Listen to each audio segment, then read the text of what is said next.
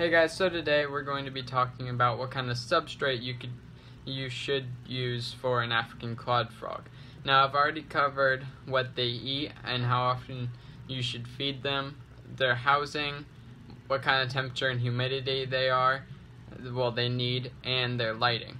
They are fully aquatic frogs, and they're different from African dwarf frogs, but as the name suggests, African dwarf frogs are dwarfed compared to them. They look very similar, except they're much smaller.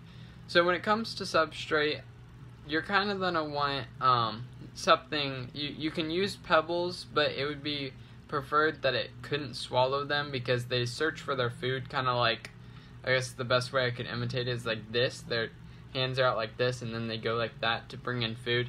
And I've seen mine, I have small pebbles, which is not good, but it doesn't seem to be too bad. They're, I'm sure if they accidentally got one in their mouth, they could just spit it back out. But it'd probably be preferred that they'd have something a little bit larger so they wouldn't swallow it. And then I'm not exactly sure how it would work with having dirt at the bottom, like special aquarium stuff that you grow, like ground cover in your aquarium. I'm not exactly sure how that worked, because I've never really had that in an aquarium, but I'm pretty sure, like, they like to go up for air and then they come straight back down really quick, and then just run into the ground and try to find somewhere to hide immediately. So I'm sure that it'd probably disrupt the dirt and stuff like that. And then I don't know how well something like sand would work. I'm sure it wouldn't be, it'd probably be the same. They'd probably stir it up a lot.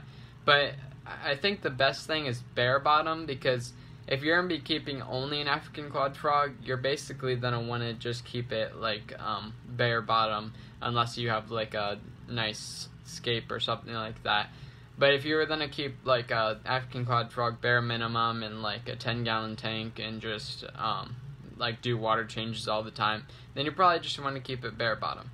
I'll show you my African clawed frog and my tank. When it comes to substrate, I really don't have too much more to say for the African clawed frog. This is my African clawed frog. He lives in a 30-gallon tank, which I have planted. As you can see, I have Anubias, and I have different wood and stuff, which you'll definitely want wood or some kind of hiding place in their aquarium, because they like to hide and they'll be kind of scared if there's nowhere to hide.